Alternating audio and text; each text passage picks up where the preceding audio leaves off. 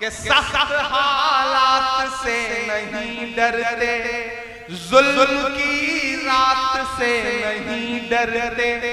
जब भी मुश्किलें आती हैं तो ये समझ लो कि कोई खूबसूरत दिन आने वाला है, इसलिए मुश्किलें आई हैं। तो आज मायूस मत होना, मायूसी कुफ्र है। सुनेंगे नाज़रीन इमरान प्रताप अली की नज़म। से पहले बता दो दोस्तों, तेजस्वी यादव आरजेडी नेता कहते हैं मुसलमानों के खिलाफ अगर कोई बोलेगा तो हम और हमारी पार्टी चुप रहने वालों में से नहीं है, हम उनकी ईंट से ईंट बजा देंगे। चलिए पहले सुनते हैं इमरान प्रताप अली की नज़म। तो आपसे गुजारिश है वीडियो को लाइक कीजिए और चैनल को जरूर सब्सक्राइब कीजिए। कि जख्म पर जख्म खा के निकले हैं हम, अगर मुस्कुरा के निकले हैं। सर झुकाने का हुक्म जब आया,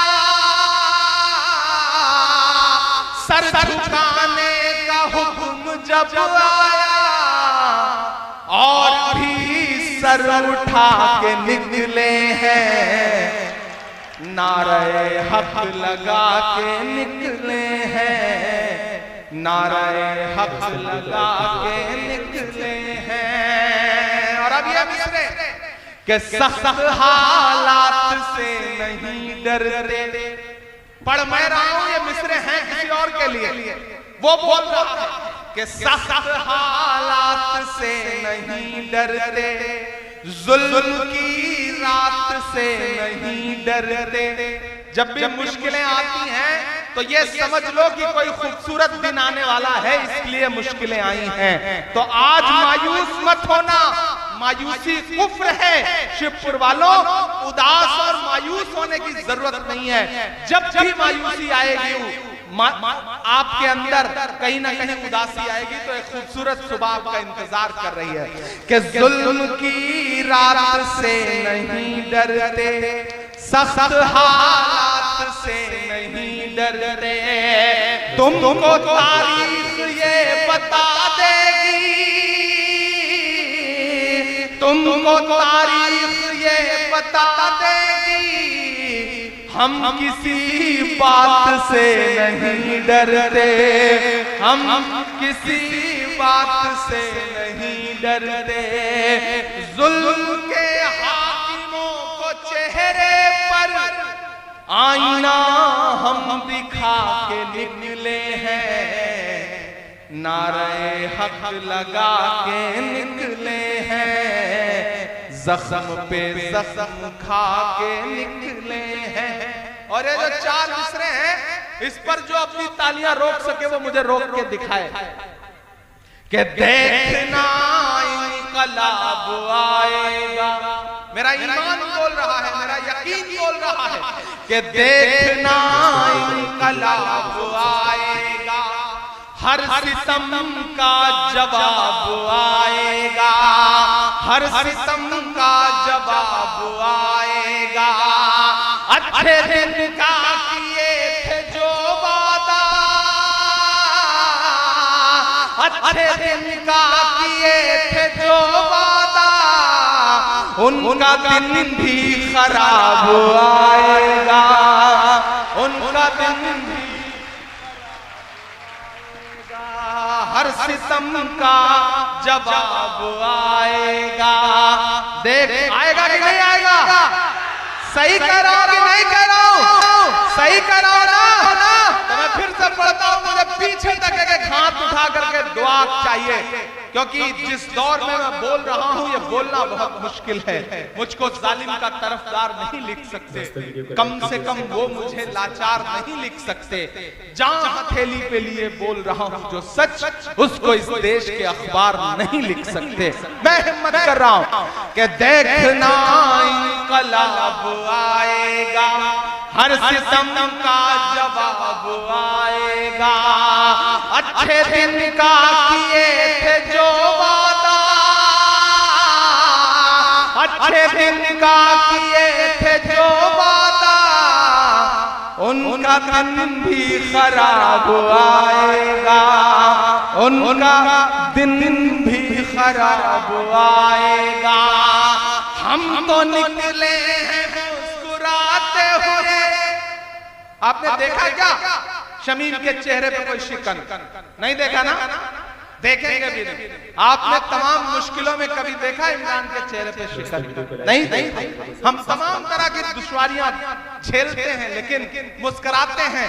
हम इसलिए मुस्कुराते हैं ताकि हमारी आने वाली नस्लों को हौसला रहे, ये मुस्कुराते रहे, ये कमजोर ना पड़े, तब इमरान ये मिसरे पढ़ता है। नाज़रीन, इमरान प्रतापगढ़ी की नज़्म सुनने के बाद आप अपनी राय में क्या कहना चाहते हैं वो नीचे कमेंट बॉक्स में जरूर बताएं।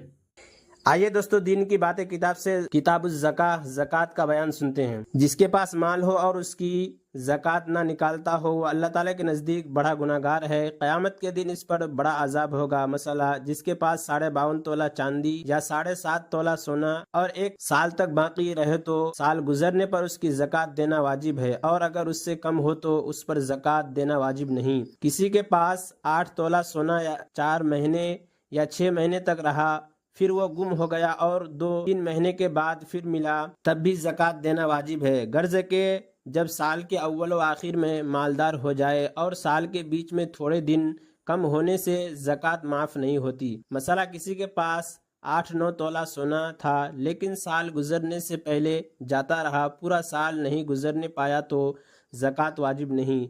अगर 200 रुपये पास है और 100 का कर्जदार है तो 100 रुपये की ज़कात वाजिब है। चांदी के जेवर, बर्तन और सच्चा गोठा सब पर ज़कात वाजिब है, चाहे पहनती रहती हो या बंद रखे हो और कभी न पहनती हो। गर्ज के चांदी सोने की हर चीज़ पर ज़कात वाजिब है, अलबत्ता अगर इसी मिक़दार से कम हो जो ऊपर बयान हुई तो ज़कात वाजिब न होगी। मसला, सोना चांदी अगर खरा ना हो बल्कि इसमें कुछ मैल जैसे चांदी में रांगा मिला हुआ है तो देखो चांदी ज़्यादा है या रांगा। अगर चांदी ज़्यादा हो तो उसका वही हुक्म है जो चांदी का हुक्म है, और अगर रांगा ज़्यादा है तो उसको चांदी ना समझेंगे। बस जो हुक्म पीतल, तांबे, लोहे, रांगे वगैरह असबाब का आगे आएगा वही उसका भी हुक्म है। मसला, किसी के पास ना तो पूरी मिक़दार सोने की है ना पूरी मिक़दार चांदी की है, बल्कि थोड़ा सोना है और थोड़ा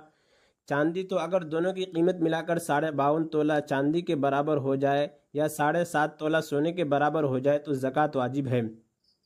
और अगर दोनों चीज़ें थोड़ी थोड़ी हैं कि दोनों की कीमत ना इतनी चांदी के बराबर है ना उतने सोने के बराबर तो ज़कात वाजिब नहीं। और अगर सोने और चांदी दोनों की पूरी मिक़दार है तो कीमत लगाने की ज़रूरत नहीं।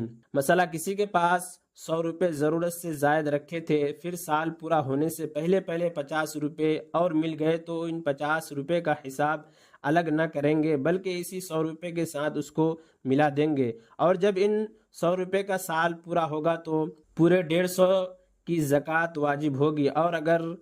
और ऐसा समझेंगे कि पूरे 150 पर साल गुजर गया। मसला, किसी के पास 100 तोले चांदी रखी थी, फिर साल गुजरने से पहले 2-4 तोले सोना आ गया तो 9-10 तोला सोना मिल गया, तब भी इसका हिसाब अलग न होगा बल्कि इस चांदी के साथ मिलाकर इसकी ज़कात का हिसाब होगा। बस जब इस चांदी का पूरा साल हो जाएगा तो इस सब माल पर ज़कात वाजिब होगी। मसला, सोने चांदी के सिवा और चीज़ें जितनी हैं जैसे लोहा, तांबा, पीतल, गिल्लट, रांगा वगैरह, इन चीज़ों के तांबे बने हुए बर्तन वगैरह और कपड़े, जूते और इसके सिवा जो कुछ असबाब हो, उसका हुक्म यह है कि अगर उसको बेचता और सौदागिरी करता तो देखो वह असबाब कितना है। अगर इतना है कि इसकी कीमत 52.5 तोला चांदी या 7.5 तोला सोने के बराबर है तो जब साल गुजर जाए तो उस सौदागिरी के असबाब में ज़कात वाजिब है। और अगर इतना ना हो तो उसमें ज़कात वाजिब नहीं और वो माल सौदागिरी के लिए नहीं है तो इस ज़कात वाजिब नहीं, चाहे जितना माल हो। अगर हज़ारों रुपए का माल हो तब भी ज़कात वाजिब नहीं। और इमरान प्रतापगढ़ी से जुड़ी खबरों और नज़मों के लिए हमारे इस चैनल को ज़रूर सब्सक्राइब करें। मिलते हैं किसी और वीडियो में से नई नज़म और नई खबरों के साथ। तो जब तक के लिए दीजिए मुझे इजाज़त और रखिए अपना ख्याल। आप देख रहे तो सुनहरे लफ्ज़ और मैं आपके साथ मोहम्मद ताक़िब। अस्सलामु अलैकुम व रहमतुल्लाहि व बरकातुहू।